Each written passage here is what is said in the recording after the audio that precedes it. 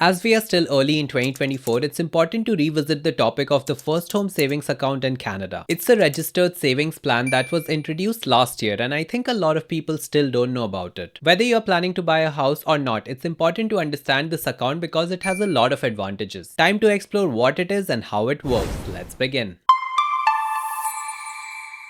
Starting with the basics, what is the FHSA? The FHSA, or the First Home Savings Account in Canada, is a registered account specially designed to help Canadians buy their first house. It's supposed to help first-time home buyers in saving and investing for their first home purchase. We all know how difficult it has become in Canada to own a house. Will it make a huge impact or not is yet to be seen, but we should all try and use this account. The FHSA offers significant tax benefits that we'll look at in a bit. Before that, let's look at who is eligible for it. The eligibility of an FHSA can be determined by a few factors. To open an FHSA, an individual must be a Canadian resident and at least 18 years of age. Please note this might vary in some provinces. But more importantly, the individual must be a first-time home buyer. Even though this sounds simple, there are some intricacies to this condition. An individual is considered to be a first-time home buyer if in the current year or the preceding 4 years they did not live in a qualifying home, or what would be considered a qualifying home if located in Canada. This could be a home they owned or their spouse or common law partner owned. Additionally, the individual must not have previously used the FHSA for purchasing a property. So as long as you did not use it in 2023 to buy a house, you can still use it. I'm pretty sure it's most of us right now. The reason the eligibility conditions are so specific is because the FHSA is designed to only help genuine first-time home buyers. Next up, what is the contribution limit? The FHSA has both annual and lifetime contribution limits. The annual contribution limit is $8,000 and the lifetime limit is $40,000. If the full annual contribution limit is not utilized in a given year, the unused portion can be carried forward. Please note that only a maximum of $8,000 can be carried forward in a given year. This means that in any given year, you cannot be contributing more than $16,000. And of course, you will never be able to exceed the $40,000 limit. Once you open an account, you actually have 15 years to use this account to contribute up to $40,000. This means that you can start using it today, but you don't have to consistently contribute $8,000 over the next 5 years. You have 15 years to do that. Next, what can you hold in your FHSA account? Similar to our other registered accounts like the TFSA and RRSP, the FHSA can also hold different investment types. This includes cash, term deposits, GICs, government bonds, corporate bonds, mutual funds, stocks and ETFs. Make sure to check the list. Given the flexibility of investment options, you can tailor your investment strategy based on your risk tolerance and time horizon. Please note that even though FHSA allows different investment types, it can really depend on the institution you hold your FHSA in. For example, if your FHSA is with Wealthsimple, you may be able to buy stocks and ETFs, but GICs may not be available to you. So what do you do if you want to really diversify? This brings us to the next question, that is, how many FHSA accounts can you open? Similar to the TFSA and RRSP, you can hold more than one FHSA account at a given time. You can open one with your bank, one with your broker, and one with some other financial institution if you wish to do so. The only condition that must be fulfilled is that your contribution room should always be honored. This means that the total contribution in all these accounts should not exceed the given $8,000 annual limit. And of course, the overall contribution over your lifetime will never exceed $40,000. So if you really want to diversify and have a balanced portfolio, make sure you have multiple FHSA accounts with different institutions. Of course, as I said, it will depend on your risk tolerance and strategy. Now to the best part of this account. What are the tax implications of the FHSA? As I said earlier, the FHSA offers significant tax advantages. The best thing about this account is that it combines the benefits of the RRSP and TFSA. Contributions made to an FHSA are tax deductible, which can reduce your taxable income for the year. Additionally, any income losses and gains on the investments within the FHSA are not including in computing income for your tax purposes. This allows you to grow your money tax-free, similar to a TFSA. And as long as you withdraw this money to buy your first home, you will never have to pay any taxes on the principal or the capital gains. However, it's important to note that if you withdraw this money for any other reason other than buying your first home, it will be taxable as your income. And please note that if you ever withdraw money from your FHSA, whether or not you buy a house, you will never get the contribution room back. But when can you withdraw from your FHSA for the purchase of your house? You can withdraw your funds as soon as you make your move towards buying a qualifying home. These conditions include having a written agreement to buy or build a qualifying home, and the acquisition or construction must be completed after the FHSA is opened. There is no minimum period that the contributions must remain in the FHSA before withdrawal. And of course, there's no requirement to repay your qualifying withdrawals. The withdrawals can be made in a single transaction or a series of transactions. By the way, whether you're buying a home or building a home, you can use the FHSA for both. The only condition is that it should be your first home. There's also the question of what happens if you contribute to your FHSA but end up not buying a house. If you contribute to your FHSA but end up not using the money, there are a few options to consider. First, you can transfer the money tax-free to a registered retirement savings plan or a registered retirement income fund. Please note that this transfer does not eat into your RRSP limits. Alternatively, you can withdraw the funds, but this would be a taxable event. And finally, if the FHSA remains open past certain deadlines such as 15 years after opening or by 31st December of the year you turn 71, the account becomes taxable automatically. Basically, the only way this money comes out of the FHSA tax-free is when you buy your first home. However, because there are so many options, it's worth opening the account today and you have 15 years to figure out what you want to do with it. If you buy a house, great. If you don't, you have more money towards your retirement. And the worst case is that you get to grow your money in a tax-deferred and tax-free manner. The bottom line is that you get to take advantage of the time value of money in the short and long term both. There's another question that we must answer. How does FHSA work with the HBP under the RRSP? The first home savings account and the home buyers plan can actually work together. While the HBP allows you to withdraw up to $35,000 from your RRSPs to build or buy a qualifying home, you can use both the FHSA and HBP for the same home purchase, effectively combining the amounts from both accounts towards your down payment. The only key difference is that when you withdraw from your FHSA, that money is gone forever. You neither have to pay it back nor do you get the contribution room back. But when it comes to the money taken from your RRSP, you have exactly 15 years to return this money or you will be taxed on it. That's probably the most important things that you should know about your FHSA. Here are some other points to consider. Firstly, you don't have to be a permanent resident or citizen of Canada if you want to use the FHSA. As long as you have a legal status in Canada, you can open an FHSA. There is also no income requirement to open your FHSA account, similar to how TFSAs work. Another thing to consider is that buying a home is considered a short to medium term goal. So it's important to consider the kind of risk we want to take with the money in this account. Personally, I try to not take on too much risk in my FHSA because I would like to use this money in the next couple of years. Just make sure you're taking a well-balanced approach with not too much risk and things should be fine. Another thing to note is that even though it's called the first home savings account, it offers plenty advantages. All contributions are tax deductible and you get to grow your money tax free. And if you don't end up buying a house, the two worst case scenarios is that you get to transfer this money to your RRSP or withdraw it later by paying taxes. Either way, in the short to medium term, you get to grow this money tax free and you get to get back thousands of dollars in taxes. I consider this a win-win situation as long as you know your numbers and use this account wisely. Basically, whether you're a first-time home buyer or simply planning your future, this account should not be overlooked. So there you have it, folks, a summary of all things that you should know about when it comes to the first home savings account. Make sure to open an FHSA if you haven't done that yet and use it wisely. I'll be back next week with a new video. Till then, keep learning and stay on top of your finances. Until next time.